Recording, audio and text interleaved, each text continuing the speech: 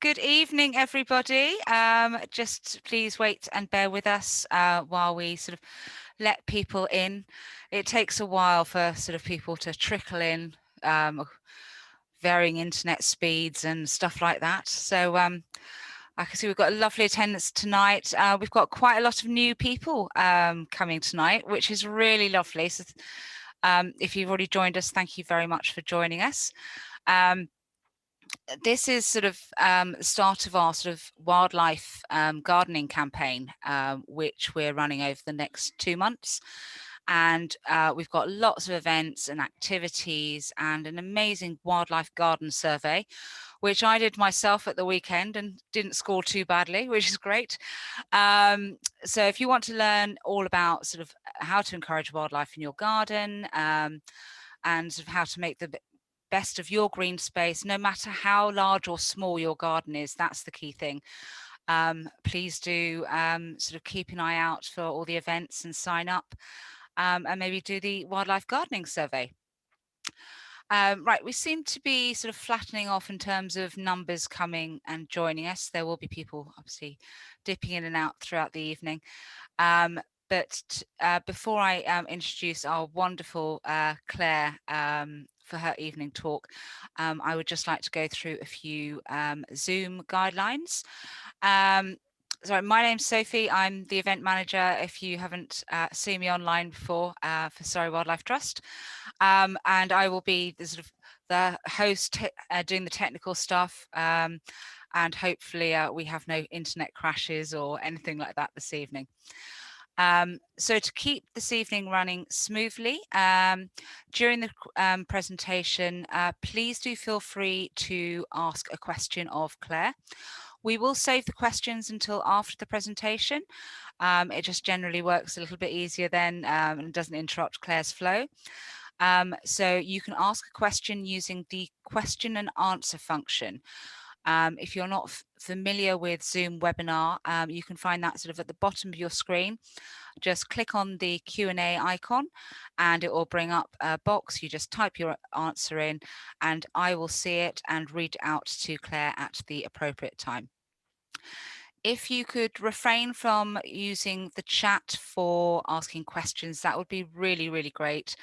I've got a lot of screens going on, so multitasking is a little bit easier if you're not using chat as well.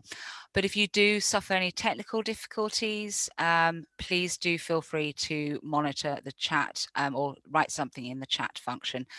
You won't be able to chat amongst yourselves. It will just be seen by myself and Claire. So that's it for the Zoom housekeeping. I'm now going to introduce our wonderful Claire Gibbs, who's one of our senior ecologists at Surrey Wildlife Trust. She's just a phenomenal expert in wildlife, and I'm so thrilled to be able to have this job and listen to her. Not a bad job, is it? So without further ado, I'm going to hand you over to Claire. There you go, Claire. Thank you. Right, I'm just going to share my screen. Okay. Has that worked? Brilliant. Wonderful.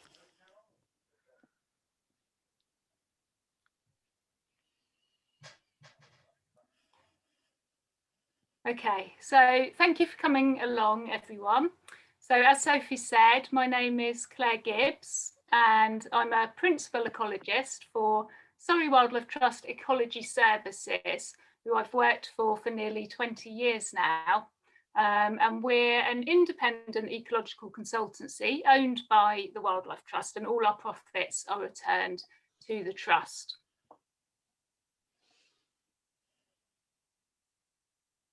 So one of the greatest joys in my life over the last few years has been found in my garden, and more specifically, taking actions to encourage more wildlife into my garden and then watching it arrive. As soon as you take one step and then watch the outcome, it's hard not to get the bug and want to do more. Put up a bird feeder and birds will arrive. Take it a step further and put up a particular feed for a particular species you want to attract. For example, sunflower hearts for goldfinches. and that beautiful, delicate bird is very likely to appear. And that leap of joy when you spot one and know that they have come because of something that you have done is pretty incomparable. Introduce a pond and a whole myriad of species, frogs, newts, dragonflies, water boatmen, will all arrive on their own accord and will provide literally hours of interest on a sunny day, watching the antics of the aquatic species. Most ecologists agree that we are currently undergoing the 6th great extinction. Over 1 million species globally are threatened. Surrey State of Nature reports, which was published in 2017, found that more than 1 in 5 species are under threat, and 1/3 of species are lost or in decline. But our gardens can recreate the habitats that wildlife really needs.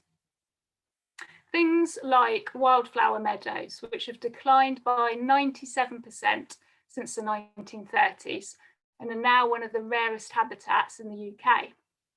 And ponds. There's been a massive decline in both the number of ponds and their quality across the country, and many freshwater species have been lost and are still declining.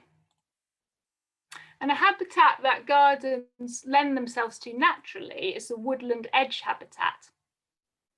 Many of our favourite garden wildlife species originally lived in forests, but ever since the ancient Britons started farming, we've been chopping down our trees, grubbing up our woodlands, and generally reducing the woodland habitat. Although some tree planting has taken place, most of these are conifer plantations, which are relatively lifeless compared to a deciduous copse. And the woodlands that have survived have changed because we're no longer regularly managing many woodlands, for example, by coppicing the hazel. And unmanaged woodlands become very dark and can no longer support colourful flowers such as primroses, wood anemones and bluebells, along with all the invertebrates that they support. But our gardens, with an aesthetically pleasing mix of small trees and shrubs, varying heights of flowering plants and grassland, can create something that is similar to the woodland edge habitat. This habitat, the boundary between the woodland and other habitats such as grassland, is known by ecologists as an ecotone, and it's immensely valuable to wildlife because it supports a huge range of species. Chris Baines, the well-known wildlife gardener, refers to this woodland edge habitat as the wildlife bonus zone. There was a pivotal report for conservation published in 2010 by Professor John Lawton called Making Space for Nature. And this report changed the direction of conservation in this country. The report emphasised the need for more, bigger, better, and crucially, more joined up areas for nature. The importance of corridors and stepping stones to allow wildlife to move through the landscape became mainstream, and this is where our gardens can really come into their own. There's approximately 27 million gardeners in the UK, and the gardens make up more than 400,000 hectares, which is an area greater than all the nation's nature reserves. And so there is loads that we can do, no matter how big or small your garden, even in a window box. So in today's talk, I'm going to take a brief look at some of the wildlife that you might find and be able to encourage into your garden. Starting at the bottom of the food chain with plants, and then looking at insects, birds, amphibians, reptiles, and mammals. And for each group, I'm going to give my top tips for how to encourage them into your garden. And then I'm going to finish the talk with my absolute top 5 tips.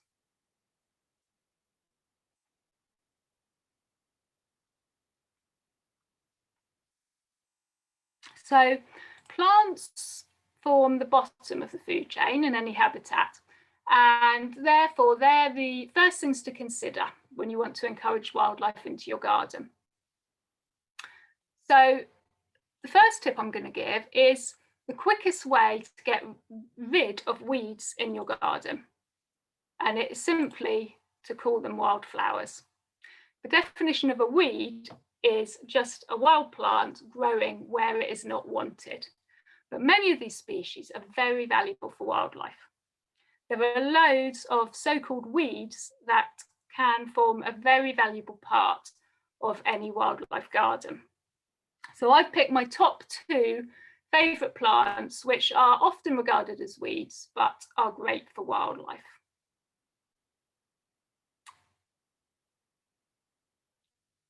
So this is the fence along one side of my garden, and it is covered in ivy.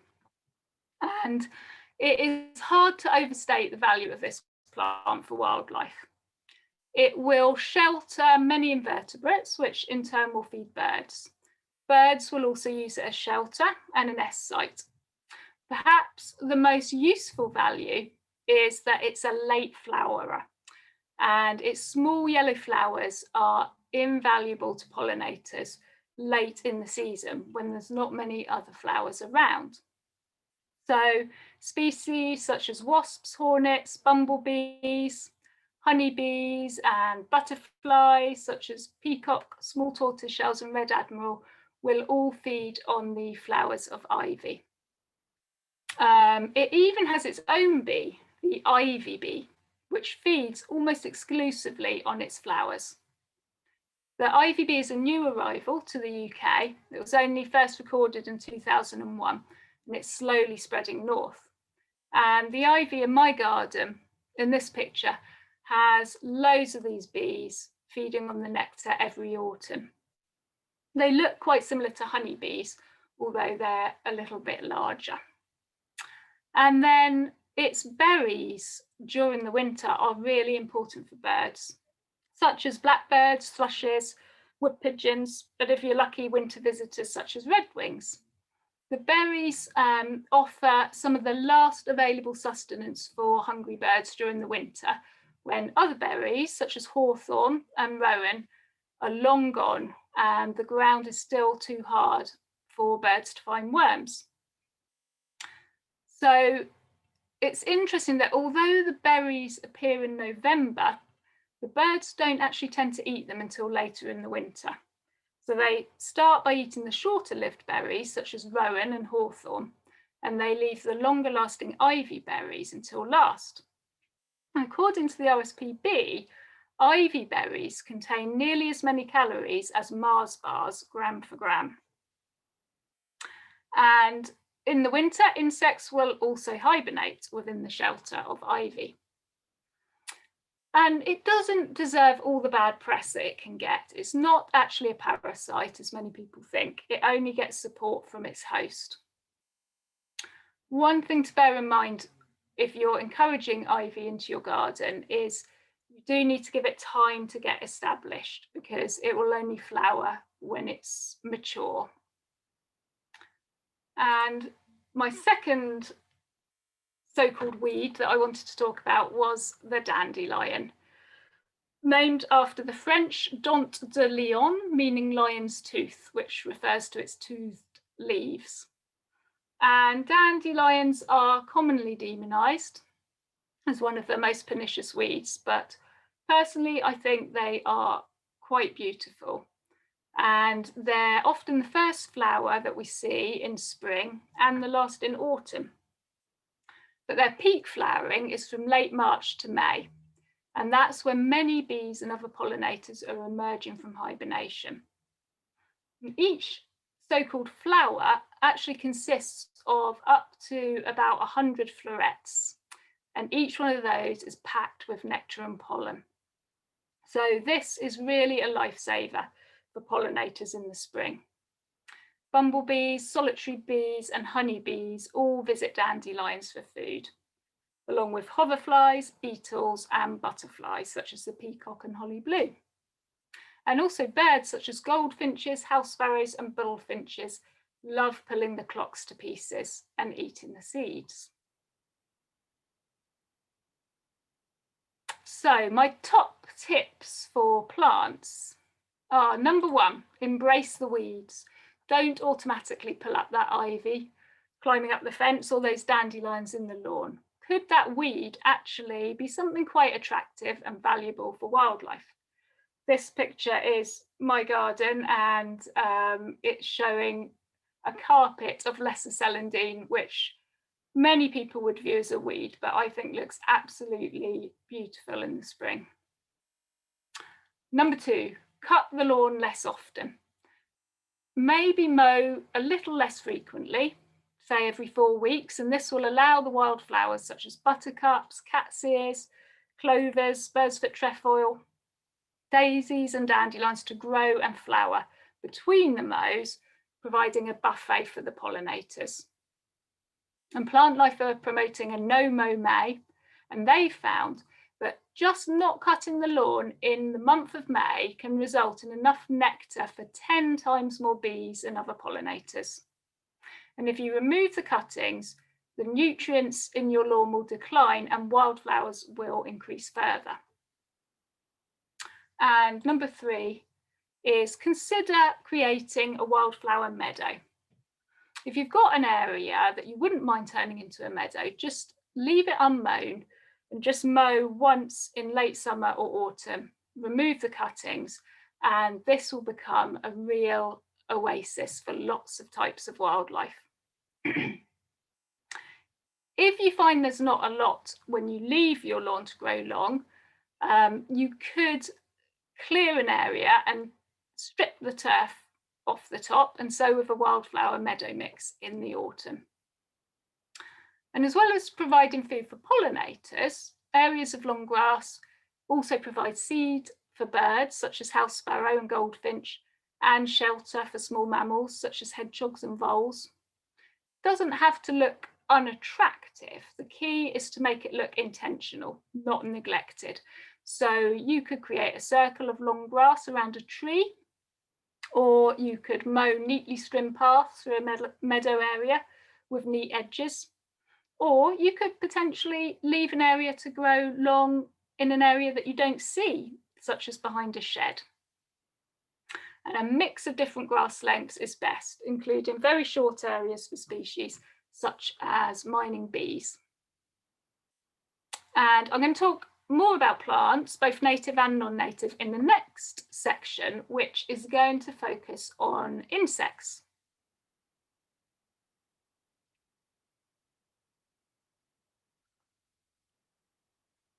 So there's been a lot in the press recently about the decline of insects, and recent studies paint a grim picture of the decline of insects across the planet. A well-publicised review recently concluded that current rates of decline could lead to the extinction of 41% of the world's insect species over the next few decades. So David Attenborough summed up the situation when he said, "If we and the rest of the backboned animals were to disappear overnight, the rest of the world would get on pretty well. But if invertebrates were to disappear, the world's ecosystems would collapse." Luckily, insects are something that we can very easily encourage into our gardens. And if you get the insects in, everything else will come in to feed on them. So in this picture, this is a black and yellow longhorn beetle on an oxeye daisy, which I photographed in my garden. And it's mimicking the colours of wasps. And it's a very common and, I think, attractive garden visitor. So let's talk about pollinators. This is a species group that we can definitely help to encourage into our gardens. There are at least 6,000 species of insect pollinators just in the UK, and that includes bees, butterflies, moths, beetles, wasps, and flies. And like other types of insects, they are declining fast. Around 250 UK pollinators are in danger of extinction. But research by the University of Bristol in 2019 found that residential gardens and allotments are pollinator hotspots. And in fact, they had 10 times more bees than parks, cemeteries, and urban nature reserves. So my number one tip for pollinators is to provide a variety of garden flowers. Not all flowers are valuable for pollinators though. So many plants that have been bred to make them look attractive are not accessible to pollinators. So for example, plants with double or multi-petaled flowers may not have nectar, or the insects may have trouble accessing them. So native plants are great, as we know that our native wildlife has adapted to them. They tend to be the most accessible to our pollinators, and also the best adapted to our climate and soils, and are therefore less effort for us to look after. But there's no need to stick only to native plants. The RHS has done some excellent research on this in recent years, and they concluded that any planting in a garden is better than none for invertebrates, and diversity of plant origin in a garden is a strength, not a weakness. So they have combined all their knowledge and produced an excellent resource, which is called the Plants for Pollinators database. And this is freely available on the internet. And they've selected a range of year-round flowering plants of known benefit to pollinators, including both natives and non-natives. And it includes hundreds of plants, everything from native plants such as forget-me-nots, ragged robin and purple loosestrife, to non-natives such as French marigold, dahlia and Japanese anemone. And they have plants for every season and soil type. Which brings me to the next point, which is to include a variety of plants which flower across the season. So there's something for pollinators throughout the year. And also it's important to include plants with a variety of different shaped flowers. So different pollinators have different tongue lengths. So for example, the garden bumblebee is a long-tongued species, and it feeds on species such as honeysuckle. The early bumblebee is short-tongued and needs more open flowers, as do hoverflies. This is a lovely example of a pollinator that needs an open flower. So this is the thick-legged flower beetle, which I photographed in my garden in the summer. This is a male, and I think he's really impressive. I think he looks a bit like a superhero with his metallic green cape and muscly looking thickened hind legs. But they're actually quite common in the gardens of southeast England, and quite easy to attract to open flowers such as oxeye daisy, bramble and cow parsley. But I think it's a real treat to find one of these in your garden. So my second tip for pollinators is to provide some messy areas and areas of bare ground, because it's not just flowers that pollinators need. They also need somewhere to lay their eggs. And many species need specific plant species for this purpose. Nettle, for example, is a very important egg-laying site and food plant for the larvae of some of our most beautiful butterflies. In full sun, it will be used by red admirals, small tortoiseshells, peacocks, and comets to lay their eggs on. And pollinators may also need things such as grass tussocks, hollow plant stems, and compost heaps. Some bees also need bare ground for burrows. So tip 3 is to introduce some water. Water is really important for pollinators too. For example, many types of hoverfly have aquatic larvae. So this is a picture of Helophilus pendulus, which I took by the edge of my pond. Its scientific name means dangling marsh lover. And it's also known as the footballer hoverfly due to its handsome stripy thorax. But for me, it reminds me of a humbug sweet. And it's a very common species in this country, so keep an eye out for it if you are able to introduce some water to your garden. So tip 4 for pollinators is to put up a bee hotel. Solitary bees are a really easy group to encourage into your garden, even in urban areas. Unlike bumblebees and other social bees, each female makes her own nest and there are no workers. However, many females may nest in close proximity to each other. Different solitary bees use different nesting materials and sites, but they all need some form of cavity. And this could be in the form of hollow plant stems, holes in tree stumps, or an artificial habitat, such as a bee hotel. And she will lay each egg in an individual cell, separated by walls built out of whatever material that species favours. And then each cavity will be filled with enough nectar and pollen to support the development of the larvae. So there are many shop-bought versions of bee hotels available, or you can easily make your own, and there are lots of guides available for this on the internet. And they're a great way to replicate the small holes that many solitary bees and wasps need as nesting sites. And they're great fun to watch as they become colonized. You can even just drill some holes of varying sizes into an old tree stump. I got my husband to drill a few holes into an old tree stump in the garden, and within literally a few days, I photographed this handsome bee investigating. So, two species that you're very likely to attract into a bee hotel are the red mason bee, such as this one here, and leafcutter bees. So the red mason bee, the female lays eggs in hollow stems and then seals them with mud. And if you have a bee hotel, you may see them flying to and fro carrying mud or pollen. And then there is the amazing leafcutter bee.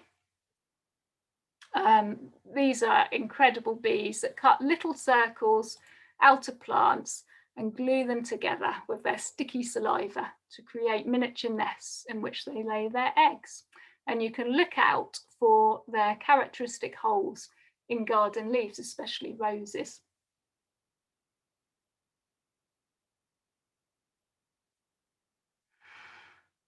And pollinators are definitely not the only important invertebrates to think about. Deadwood invertebrates, for example, are vitally important to our ecosystems. They are nature's undertakers. This is a group of invertebrates that are really struggling in the wider environment, mainly due to our fondness to tidy up. And it is one area where gardens can really help. We can't talk about deadwood invertebrates without talking about the magnificent stag beetle. You might see its slightly ungainly flight on a warm summer's evening, or dig up one of its large white grubs while gardening. It's our largest land beetle, and obviously the males have the very characteristic antlers. But this most majestic of creatures is really struggling, and it's classified as nationally scarce. They're continuing to decline and have even become extinct in a couple of European countries. They spend most of their life underground as larvae. So they can spend anywhere between 3 and 7 years underground. Then once fully grown, the larvae will leave the rotting wood they've been feeding on, and they'll build a large cocoon in the soil where they pupate and then finally metamorphose into an adult. The adults spend the winter underground in the soil and usually emerge from mid-May onwards to mate and reproduce. And you can see in this picture here, I actually was lucky enough to see stag beetles mating halfway up an ash tree in my garden. Once they've mated, the females return to the spot where they emerged, and if there's enough rotting wood to feed their young, they'll dig down into the soil to lay their small round eggs in rotting wood, such as log piles, tree stumps, and old fence posts. And then by the end of August, most of them will have died. And that is why they're in trouble. It's getting less and less common for buried wood to be present, and importantly, left undisturbed for the required length of time, up to 7 years, for the larvae to mature to adulthood. So my top tips for invertebrates are: number one, create some deadwood piles. It's really easy to create deadwood piles around the garden with garden waste. And as well as supporting invertebrates, they will become hunting grounds for a range of wildlife, including small mammals, birds, amphibians, and reptiles. Tip 2 is make a bug hotel. This is another great way to help a range of invertebrates, and they can be big or small. They're relatively easy to make, and I think make an interesting feature in any garden. And it just involves putting together a range of materials, including sticks, dead wood, bark, old plant stems that insects can use. And a whole ecosystem can evolve in the larger ones, including predators and prey. And this is one that we have in our garden, and I just top it up with appropriate garden waste whenever I think of it. And tip 3 is you could have a go at making a stag beetle loggery. It's actually really easy to help stag beetles in your garden. This is a stag beetle loggery that I created in my garden, and it's just a number of old logs buried halfway up their length in a hole. And I also put a few shorter logs around them buried under the ground. You can also create a stag beetle bucket, which is just basically a bucket buried in the ground with approximately 3 parts wood chip to 1 part soil. And my absolute final tip before I leave insects is don't poison them. Insects can be really helpful to us if we start working with them rather than treating them as the enemy. So if you can avoid the slug pellets and pesticides, the beneficial insects will slowly build up and start to control the not so welcome guests. Wild areas will support loads of great predators, such as ladybirds, lacewings, ground beetles, and hoverflies. And these will in turn control the population of less so welcome insects, such as greenfly and blackfly. And it could take a year or two for the balance to establish, but it is worth being patient. Even wasps predate small insects, which they feed to their young. I read the other day that by the end of the summer, a wasp's nest may have consumed up to 250,000 insects. And then garden birds, and if you're lucky, hedgehogs, will help to control slugs and snails. And once a fully functional garden ecosystem is in place, everything should stay more or less in balance.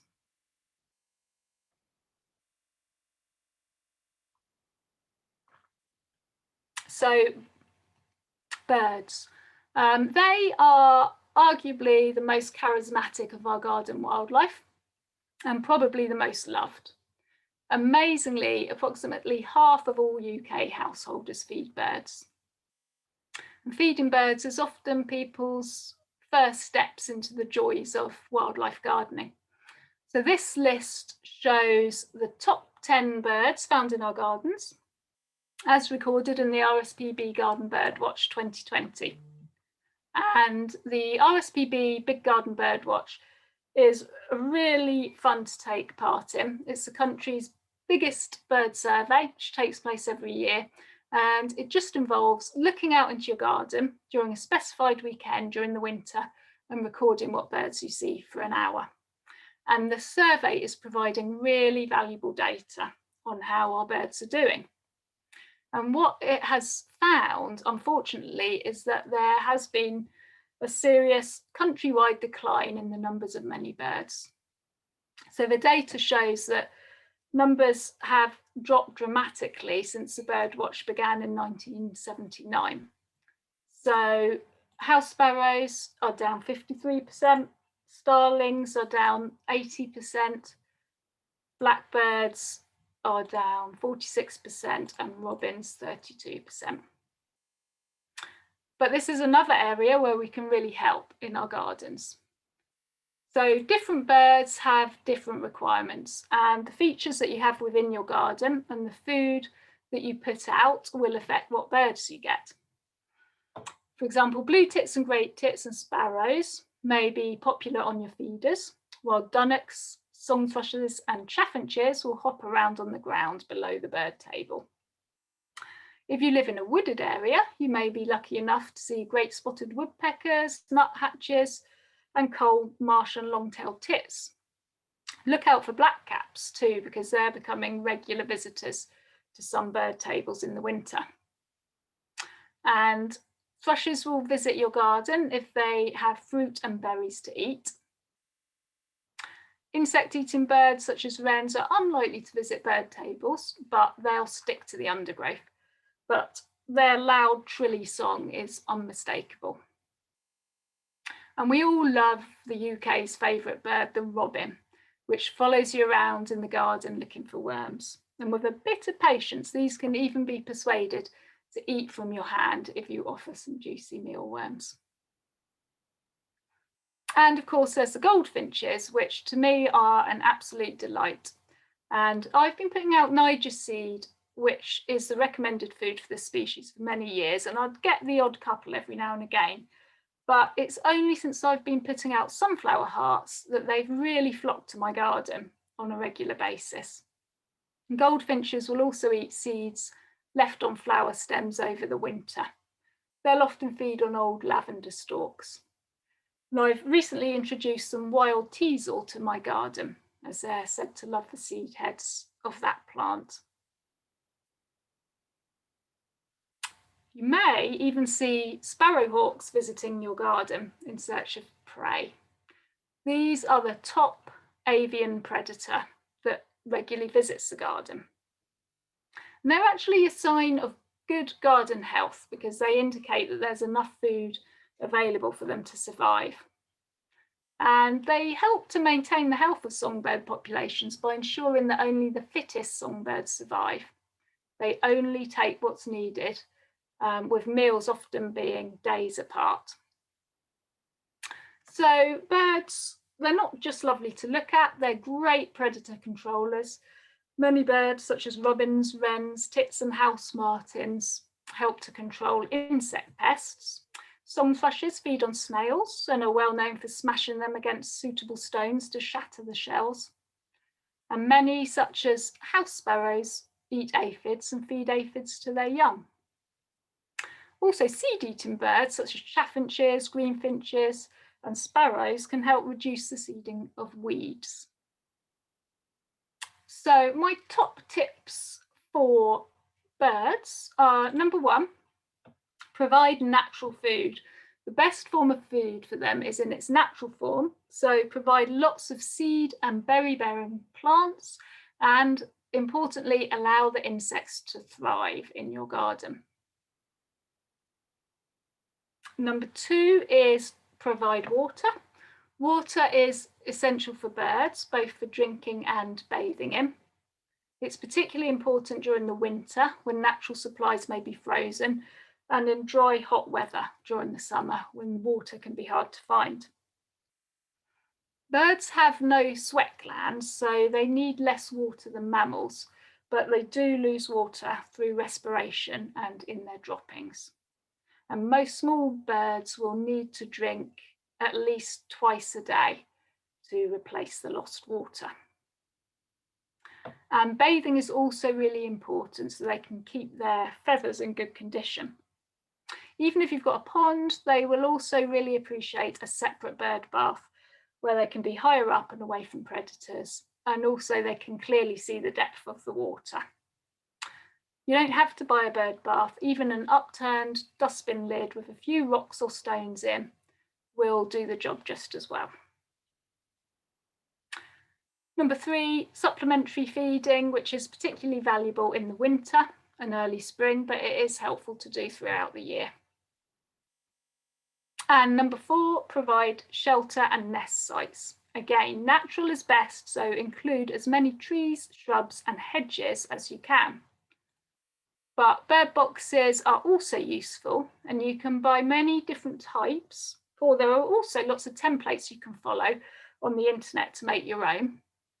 So different types of bird boxes include simple boxes like this with a small hole at the front, and they're suitable for species such as blue tits and great tits. Birds boxes with an open front like this one are good for robins or wrens. You can also buy or make terraces for sparrows because sparrows like to nest communally, and numerous other boxes for different species, such as this one, which is for swifts.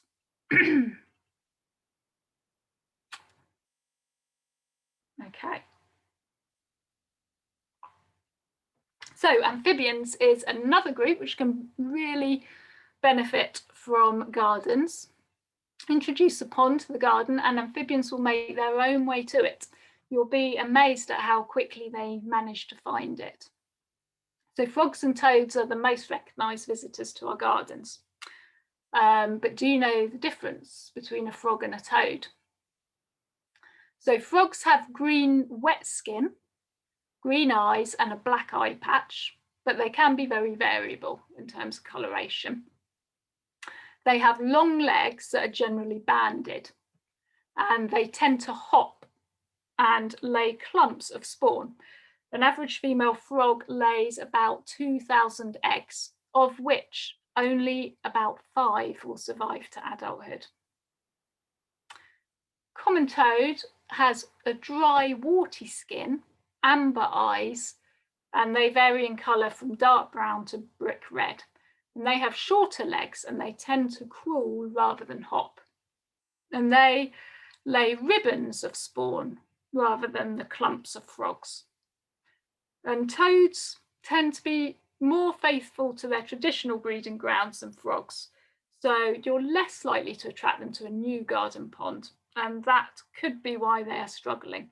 They've declined by 68% over the last 30 years. Another common visitor to garden ponds is the newts. And there are 3 native newts in this country. So the first one is the common or smooth newt, and this is the most likely newt that you will find in your pond. They're the most widespread of the British newts, and they're very good at colonising garden ponds. They have an orange belly, which is covered in black spots, and they have a pale throat, which is also spotted. Then there's the palmate newt, which is the smallest of our native newts, slightly smaller than the common newt. The best way to distinguish this from the smooth newt is that the palmate newt's throat is not spotted. And also, the male in breeding condition has a filament at the tip of the tail. And it also has skin between the toes, between the rear toes. And palmate newts, they prefer more acidic water. So they're often found on heathland, in ponds on heathland, moorland and woodland. So if you live near one of these habitats, you could be lucky enough to get one in your garden. And then this handsome creature on the end is the great crested newt, also known as the warty newt. And this one is much bigger than the other 2. It's about 15 centimetres long with a warty skin. And they're sort of a grey-brown in colour with black spots. And they have fine white speckles. They also have thin bands of yellow across their toes. In the breeding season, the male displays a superb dorsal crest and also shows flashes of white along the centre of its tail. And this species is actually protected by law due to the declines in its population throughout its European range. And therefore, if you think you have them in your pond and need to do any major work that could impact them, it is best to get further advice. And all these 3 species of newt will lay their eggs on narrow-leaved water plants, and they'll place an egg and fold the leaf up around it. So my top tips for amphibians are, number 1, include a pond. Even if you only have space for a small one, that is absolutely fine. Even just a washing up bowl stuck into the ground could well attract frogs and smooth newts. Ponds aren't just good for amphibians, they'll attract a whole range of wildlife, including insects, birds, reptiles, and mammals. And it could well become the wildlife focal point of the garden. Ensure that at least one side of your pond slopes to a shallow area to allow wildlife to enter and exit safely. And if this isn't possible, add a ramp or stones and rocks so the animals can climb out. Also, if you can, steer clear of introducing fish into your ponds because they will eat frog spawn and tadpoles and lots of other wildlife. And don't attempt to bring frogs or other wildlife from another site to your pond. The amphibians are brilliant at finding ponds themselves, and if you transport them yourself, you can spread diseases or invasive plant species.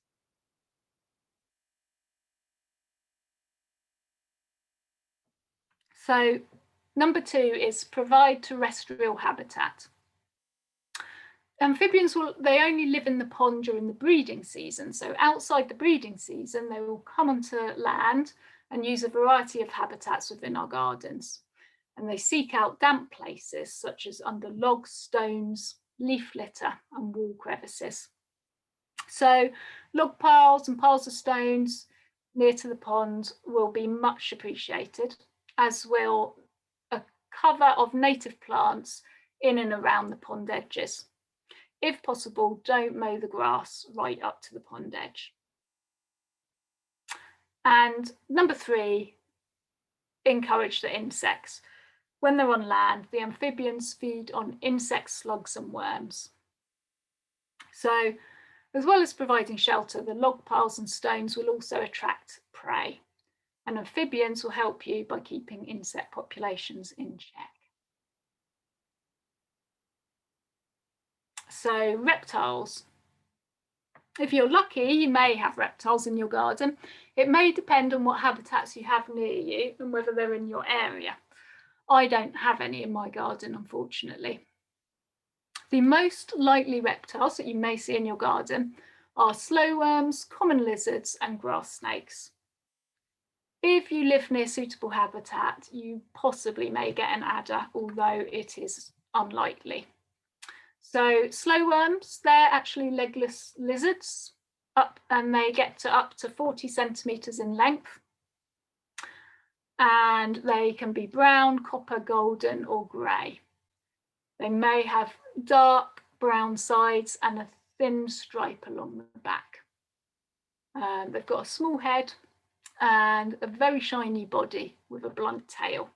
And you'll normally discover them hiding underneath objects. The common lizard, this can get up to 14 centimetres in length, and it has light and dark spots, flecks and stripes on a brown-grey background. They can be very variable though, and the young can be all brown or black. And these you'll often see basking out in the open on rocks and wood piles. And then there's the grass snake, which is Britain's biggest snake, and it can reach over 1 metre in length.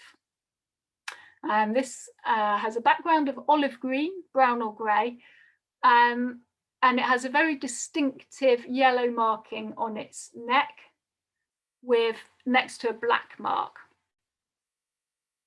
And these are normally seen in or near ponds or basking in a sunny spot. And then the adder, which is unlikely to have in your garden, but it is very identifiable by its zigzag, which runs from its head to its tail. You do occasionally get entirely black adders, and they are normally seen basking in sunny spots. So my top tips for reptiles are: include areas for basking and sheltering. So log piles and areas of long vegetation are great. You can also put out artificial refugia, which will create warm spots for reptiles to bask on or under.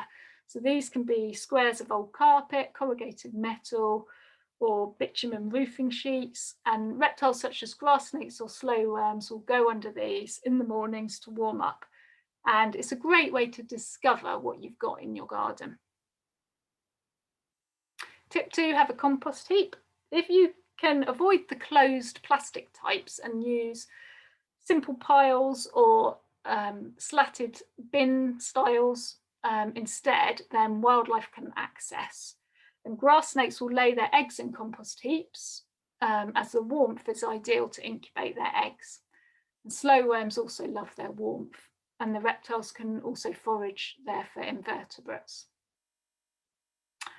Think about where they could hibernate, and it's very easy to build a simple hibernaculum for reptiles by digging a hole in a sunny spot, filling it with logs and branches, bricks, rocks, with plenty of gaps in between, and then cover the pile with soil.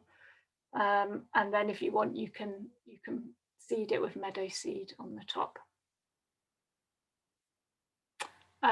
Again, don't use pesticides, encourage insects, because slow worms and common lizards eat insects, spiders, small snails and slugs. And include a pond, because although grass snakes will eat small mammals, they're also very good swimmers, and they'll take a variety of amphibious prey, such as frogs and newts and even small fish.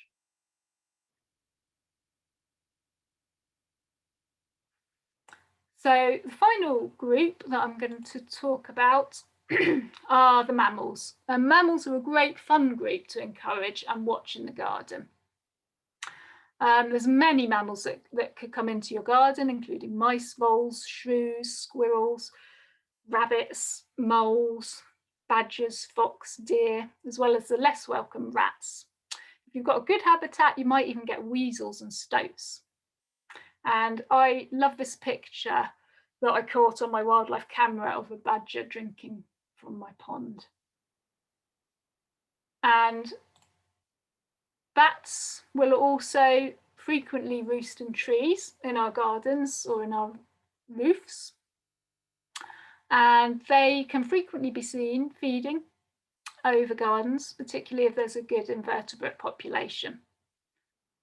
Seeing bats in our gardens on a warm summer's evening is a magical experience. I was so excited when I caught this bat feeding over my really quite small pond in my garden one night.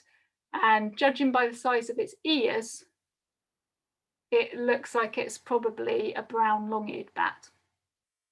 All bats are insectivorous, and the most common one that we would see, the common pipistrelle, can eat 3,000 insects in a night, including midges and mosquitoes. So they're pretty handy to have in the garden. And I'm going to focus a bit on hedgehogs, because this is a species that is really struggling and we can help within our gardens.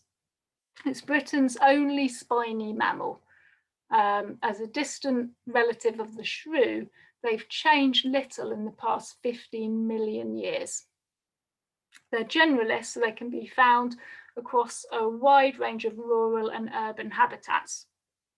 But data suggests that we have lost over half of our hedgehogs from our countryside since the millennium alone, and have lost a third from our towns and cities. Gardens provide hedgehogs with a plentiful supply of food, as well as potential nesting sites for breeding and resting and hibernation. For these reasons, urban areas have become a stronghold for hedgehogs in recent years. And hedgehogs have home ranges of between 10 and 20 hectares in size. They can roam an average distance of 2 kilometres on a single night. They may need to visit between 20 and 30 gardens a night just to find enough food. And male hedgehogs in the breeding season travel even further.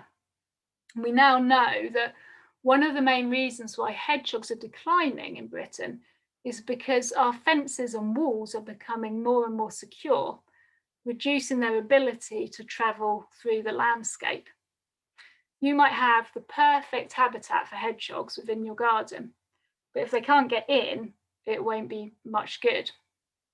So to help urban hedgehogs, gardens need to be linked up so they have sufficient area to roam. And you only need a gap of approximately 13 by 13 centimetres at the bottom of a fence to let hedgehogs through. And this will tend to be too small for most pets, so hopefully you won't get your neighbour's dog coming in. So my top tips for hedgehogs are: number one, allow access to and from your garden. Number two, create wild areas, including log piles, leaf piles, overgrown areas. And these will provide areas for breeding and hibernating, as well as supplies of insects for them to eat. Number three, compost heaps can be attractive nesting sites. Number four, a pond will offer much needed water supply, as well as attracting insects and amphibians, and hedgehogs will actually occasionally eat frogs. Don't use slug pellets, let the hedgehogs do the job for you. And you can also create a purpose-built hedgehog home, and these can be bought or made yourself, and there are plenty of guides on the internet. This is one that I made in my garden just from some bricks that I sourced off Free Cycle and a couple of old paving slabs. And I haven't actually seen a hedgehog in my garden. I don't think I have them. We do have quite a lot of badgers, which may be putting them off. So I thought it was worthwhile building this home, as you know, it could provide them with some shelter, and maybe they will come into the garden. So everything that we've looked at today is quite easy to view, but it's estimated that 90% of our garden wildlife is invisible to us unless you really look for it. So by helping these charismatic species that we can see, we're also helping a whole range of species that we can't, and helping to maintain a healthy ecosystem. Often, really small changes to the way we manage our gardens, and often involving less work, can make a massive positive impact for wildlife and the enjoyment that we get out of our gardens. So you might have noticed as we've gone through this talk that there's a lot of repetition as to what is good for one species is often good for many. So here are my top 5 tips for creating a wildlife-friendly garden. Number 1, introduce some water. It doesn't need to be a big pond, even a washing up bowl, buried and filled with water, will draw the wildlife in. Number 2, be less tidy. Leaf piles, log piles, piles of stone, accessible compost heaps, vegetation left uncut over the winter provide really important habitats for a whole range of species. Number 3, leave some grass long. You don't have to leave your whole lawn long, but just an area of longer grass, and perhaps mowing the lawn a bit less often will be greatly beneficial. Number 4, introduce lots of different plants flowering throughout the year and with different flower shapes. And number 5, avoid using pesticides and slug pellets and let a natural, healthy ecosystem develop.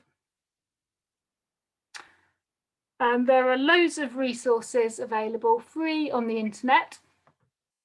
A good place to start is the Wild About Gardens website, which is a joint initiative between the Wildlife Trust and the RHS.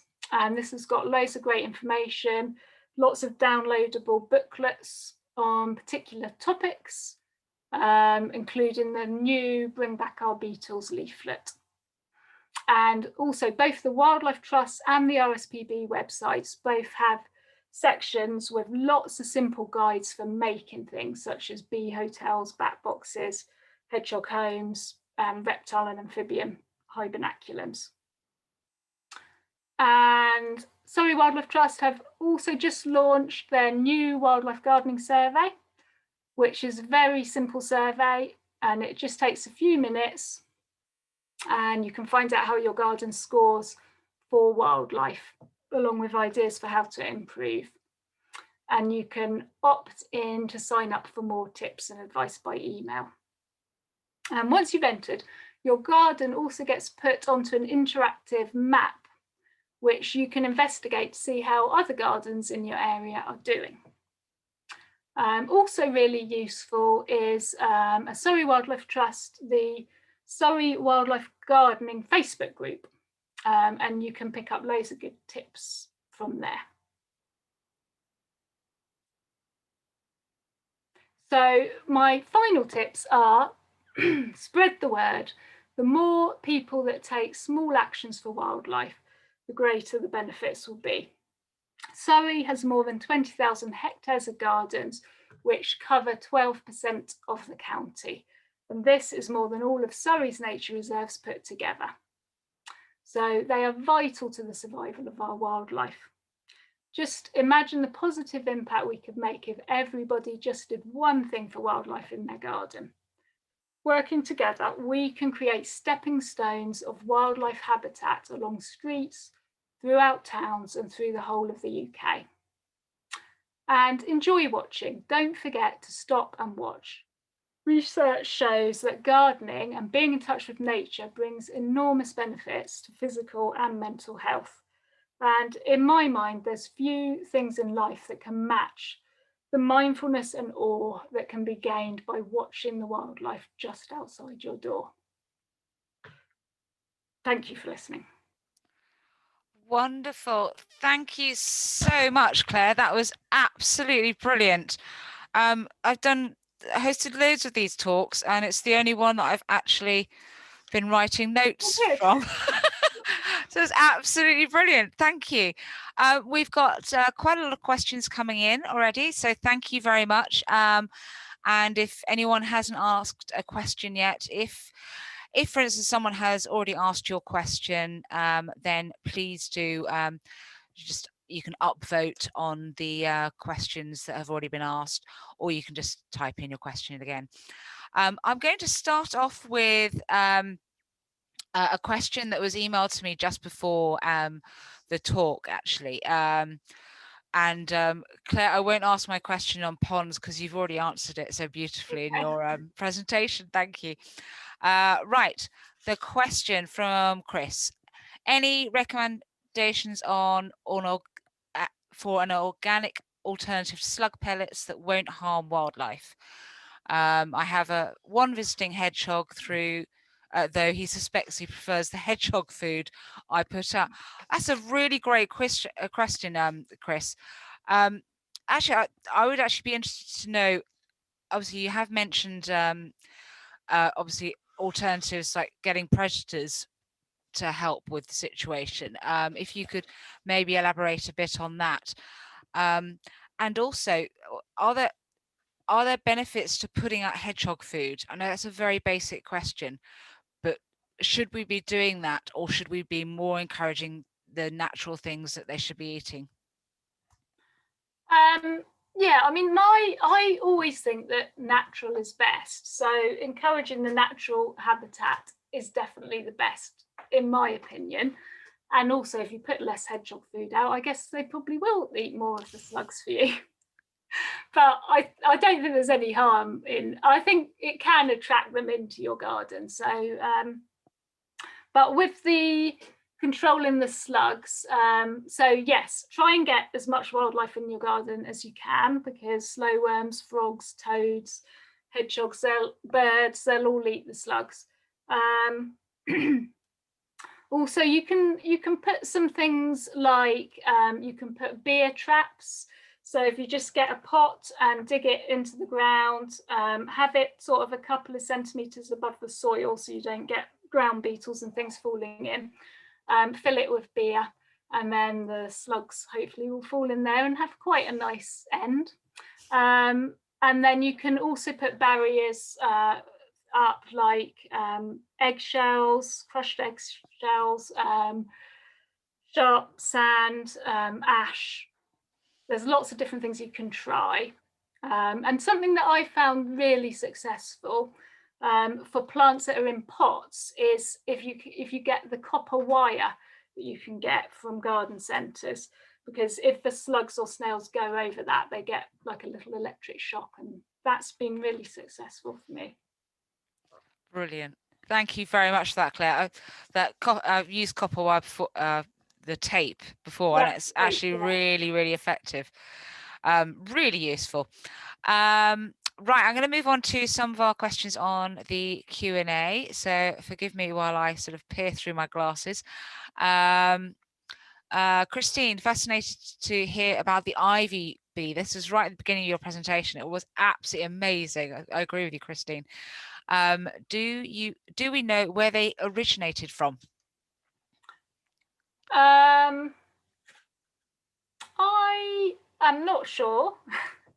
I guess they've come from Europe and are moving north as the climate is changing and getting slightly warmer. Fantastic. Well, if anyone knows, pop it in the chat, or sort of feel free to Google us. It sounded fascinating. I'd love to do some more research into these ivy bees. Wonderful. Right, someone else asked, is it true that dandelion is edible? Yes, yeah, you can eat the leaves in salads. Yeah, I can't say I've tried it myself, but brilliant. I think it is actually meant to be quite healthy for you. Yeah. Fantastic. Well, let us know what it's like, Nicole. It would be lovely to know. Perhaps we can put it in our sort of wild breakfast menu for 30 Days Wild. Another couple of questions from Christine. Why do gardeners have so many more pollinators than parks, etc.? And she's also asked another question, just following on from that, if we can segue into that. I put a bug hotel about 2 years ago on my fence, but I'm not sure if I've had any guests. Any ideas what I could be doing wrongly? You're not doing anything wrongly. That you've put a bug hotel up. That's brilliant. It may be. If it's a bug hotel, if it's like a bee hotel on the fence, then it needs to be in the sun. It needs to be pointing the sun. So sort of pointing south. If it's shaded, then that might be why it's not being used. The first question, I think our gardens are better for pollinators just because there's more flowers and there's more different types of flowers. So rather than in a park, which is mostly sort of grassland and shrubs. So that's probably why. Brilliant. Thank you. Great questions. Christine, I did the same last year, put a sort of a bee hotel up, and I've put it up too low, completely in the wrong place. There's me saying there was no wrong, but I definitely put it in the wrong place. I will be moving that this year. Same with bird boxes. You've got to think about where you put them. So bird boxes are the opposite of bee hotels. So bird boxes, you don't want to face them south because they'll get a lot of sun then, and they'll overheat. So that's another thing I did wrong then. So write this down in my notes. Brilliant. Right, the next question. Sorry, there's so many questions. I was sort of just trying to scroll down. Maybe a second. Actually, while we're on the subject of dandelion greens can be eaten raw or cooked and contain vitamin E. A, C, and E, folate, iron, B vitamins, and calcium. Wow, thank you, Louise. So yes, Louise gives a big thumbs up to eating dandelions. Wonderful. Right. Someone's asked, do I need to clean out my bee hotel? And if so, when and how? Oh gosh, that's a really good question. Yes, I think you do, because once they've filled up their little compartments, they'd need to be cleaned out. But you'd have to do it at a certain time of year so that you weren't disturbing the larvae.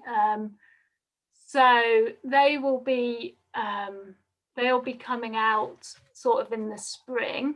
They'll be hatching out in the spring. So probably if you needed to clean it out, do it sort of in the spring before the new eggs get laid. But you probably wouldn't need to do it very often, because I wouldn't have thought they'd fill up all the holes in 1 year. So maybe every couple of years or something. Brilliant advice. Thank you. I'll see what happens to mine next year when I move it into the correct position. Right. Lou's actually asked another question on the subject of bee hotels. She read that you should bring bee hotels into a shed over the winter. If this is the case, how do they survive in the wild? That's a brilliant question. I've never heard of doing that myself. Lou, where are you getting your information from? I don't know. Yeah, it's not something that I'm aware of. I think you can leave them out.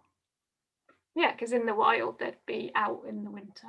So. Yeah, interesting. Well, sorry, Lou works with us, so forgive me for being a little bit cheeky there. I'm not usually this cheeky. So Lou, let us know. Let's do some research on that. That would be really, really interesting. Yeah. Fantastic. I definitely don't know everything, so I'm happy to learn. Wonderful. Right, we have another question from Nicole. What is good for spider mite to keep them away? I would say other animals, other insects, bigger insects. Yeah, just that's quite a hard question. Yeah, I don't know. Don't know is my answer to that one. Apart from a healthy ecosystem that can sort of keep everything in balance. Brilliant. More predators. Wonderful. And more questions coming in. Do feel free to ask more questions while you're here. Right, Steve has asked, we usually started to see frog spawn in the pond by now, and none has appeared. Is it a bit early, or can we do something to encourage that? This is a brilliant question. I know you mentioned something about it in your talk earlier.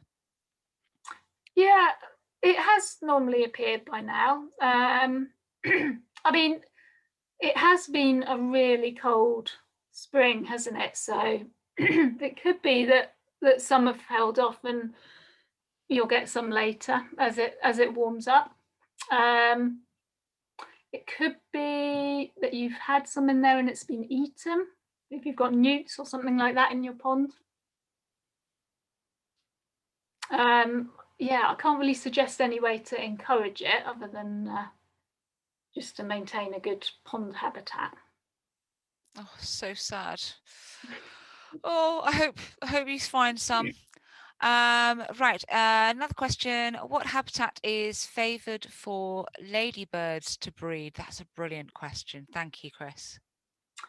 Ladybirds to breed.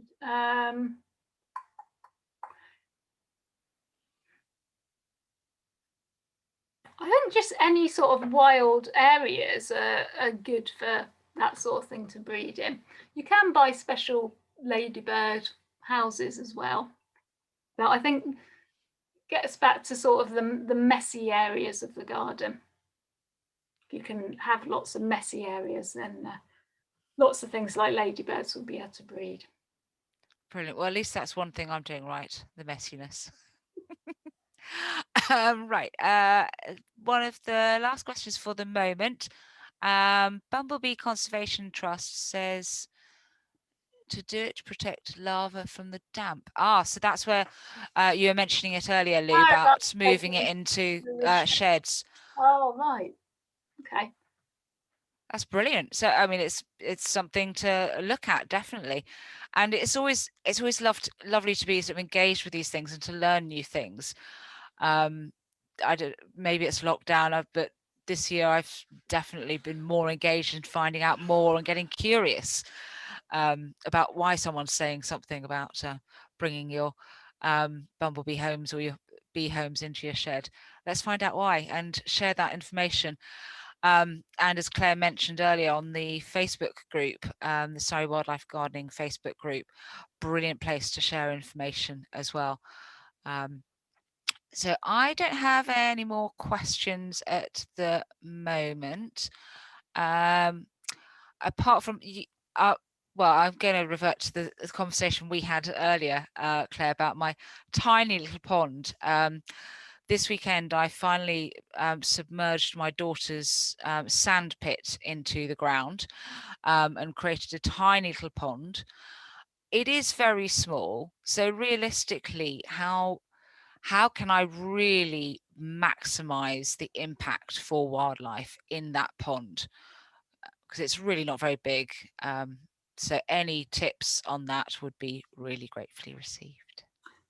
Okay. So did you say that you had planted some things in the pond? I've got oxygenating plants and some gravel, and around the sides I've got long grass, and I've left some weeds and then stones in there as well. So I have noticed birds actually going in already and sort of trying to get to the bottom and see what's around, which is brilliant. But yeah, anything I can do to maximize the potential of that pond would be great. So leaving the long grass like you said you're doing, that's really good. If it's relatively deep, you should try and make sure that there's an escape route for animals. So if you've got some like a ramp or some way that they can get in and out safely, that will be really good. Also, like thinking about the area around the pond, maybe having a log pile or a pile of rocks and stones, that will be great for all the aquatic life when it comes out onto land. Brilliant. Thank you. I'll be out there again this weekend. I love my job. Get so much fantastic information from my colleagues. Wonderful. If anyone's got any more questions, now is your time to ask. And one's just come in. Is it okay to feed bread to birds in the winter? That's a brilliant question, because I've heard differing views to that, and then the decision's been reversed and stuff like that. So Claire, can you shed any light? From what I've heard, it's not the best food to feed them. I think it's a bit like us eating fast food all the time. It's probably okay every now and again, but it's better to feed them sort of grains and seeds and mealworms and that sort of thing. Brilliant. Well, there you go. You've had it from our expert there. That's great. And Chris is saying, top up my pond with rainwater. Thank you, Chris. I was out there in the garden with an old nappy bucket and other buckets just catching rainwater. Water butt is on the next list. So if you are going to make a pond in your garden, however small, plan it just before it rains. Brilliant timing. Thank you, Chris. All right, no more questions coming in at the moment. So I'm just going to take this opportunity to say we have lots and lots of events coming up over the next 2 months now. So if you do want to learn more, Lou, who has been listening in this evening, will be doing a talk on greening your streets. So she and one of her colleagues, Kirsty, has been engaging with her neighbours over lockdown and getting a bit competitive and trying to sort of make those sort of connections stronger for nature, as Claire referred to earlier. It's all very well having this amazing garden with sort of lots of incredible things for wildlife, but if the wildlife can't get to it, then there's going to be a bit of an issue there. So it is about connecting up nature. Sign up to come to the Greening Streets talk. We've also got a talk about hedgehogs and earthworm ecology. We've got connecting nature through hedgerows and beetles. So lots more. And as Claire said, take part in the survey because there's some really useful tips that are sort of coming through there if you want to get more sort of tips on how to improve your garden for wildlife. Right, I have had one more question in saying from Steve. Thank you very much, Steve. You mentioned about keeping undesirable insects away, I think. What would this include, please? Does he mean what insects are undesirable, or? I'm not sure. Steve, if you could clarify, that would be great. Sorry. I can't remember hearing anything about that. But yes, the most undesirable insects are things like the aphids and the green and the black fly. And the best way to control them is to get their predators in. So the ladybirds and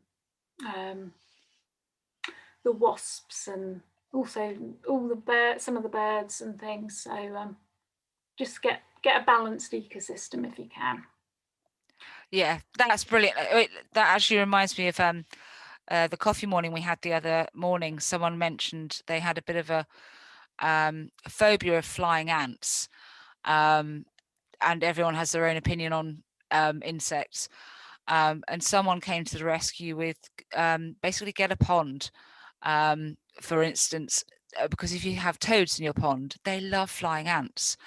And someone told a very funny story about seeing this massive sort of swarthing sort of movement of flying ants sort of crawling around the place, and this toad just sitting there and getting very, very fat by the end of the day. So there is a predator for everything. Yeah.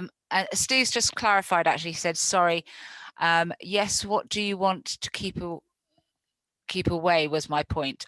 That's it. Very new to this. As am I, Steve. We're in this together, we're all learning. So you obviously don't want lots of aphids on your plants, because that's going to reduce the health, and also slugs, and there's lots of things that will munch on your plants. So but the best way, as we said, is to get the habitats in place, and then the predators will come and control them naturally, hopefully. Brilliant. And there's so much you can do, and do take a look at the website, Steve, because